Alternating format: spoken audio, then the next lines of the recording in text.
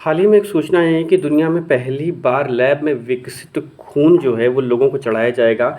यह कामयाबी जो है वो ब्रिटेन देश ने प्राप्त करी है। क्लिनिकल ट्रायल हुआ है और उस ट्रायल में ये बात सामने आई है। कैम्ब्रिज और ब्रिस्टल यूनिवर्सिटी के साथ साथ कई और ऐसे संस्थान हैं जहां पर ये सारी चीज़ें जो हैं वो बताई गई हैं। एक्सपर्ट्स का कहना है कि ये ब्लड जो होते हैं वो किसी भी प्रकार के डिसऑर्डर को भी दूर करने में मदद करेंगे।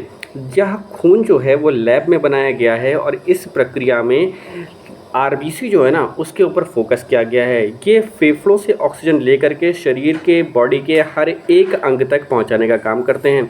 बताते हैं कि सबसे पहले एक व्यक्ति के खून का नॉर्मल डोनेशन जो है वो तैयार किया गया और इसमें लगभग 470 ml जो है वो ब्लड लिया गया। इसके बाद चुंबक के ज़रिए से उनमें से स्टेम सेल जो है वो अलग करी गई और उसके बाद आरबीसी के जो सेल्स हैं ना उनको पाया गया।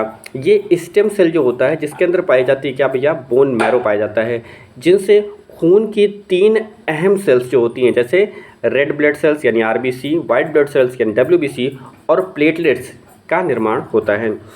अगली बार प्रक्रिया जो होती है वो क्या कि स्टेम सेल जो होती है ना उसको अत्यधिक मात्रा में विकसित किया जाता है और इसके बाद जो आरबीसी जो होती है ना उसको कन्वर्ट किया जाता है। ये सारे प्रोसेस करने में लगभग 3 हफ्ते का समय लगता है और इस दौरान जो है वो लगभग 5 लाख स्टेम सेल से करीब 50 अरब आरबीसी का जो है वो निर्माण होता है और इनसे करीब 15 अरब आरबीसी को जो है वो फ़िल्टर किया जाता है जो ट्रांसप्लांट के लिए काम करते हैं।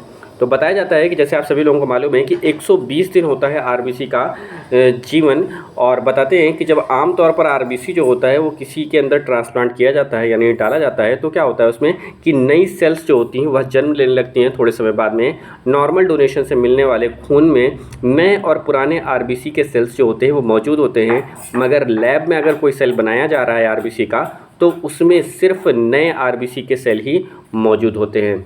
अभी तक इस नए वाले आरबीसी जो है, नया वाला खून जो है, इसकी कोई कीमत डिसाइड नहीं करी गई है। ब्रिटेन के कुछ हेल्थ सर्विस स्टेशन जो हैं वहाँ पर बताया गया है कि एक औसत ब्लड डोनेशन अगर होता है तो उसमें लगभग इंडियन करेंसी की अगर बात किया है तो लगभग 13,500 रुपये जो होते हैं वो खर्च होते हैं। और अगर लैब में अगर कोई ब्लड तैयार किया जा रहा है या बनाया जा रहा है तो उसकी तकनीक के माध्यम से जानते हैं उसका जो रेट है वो इन पैसों से और अधिक होने की संभावना है। और बताया जा रहा है कि जैसे जैसे ये सारी चीज़ें जो हैं वो उनका रेट जो है वो क्या नाम है कम होता जाएगा। कब कम होगा बेटा, तो वो कम इसलिए होगा कि जैसे जैसे टेक्नोलॉजी जो है ना वो अत्यधिक मात्रा में डेवलप करेगी तो इसकी जो लागत है ना वो धीरे धीरे घटती जाएगी। तो इस वजह से जो है वो हम लोग क्या करेंगे भैया, नए खून का निर्माण करेंगे, वो भी कहाँ पर, लैब में। ठीक है, बात समझ में।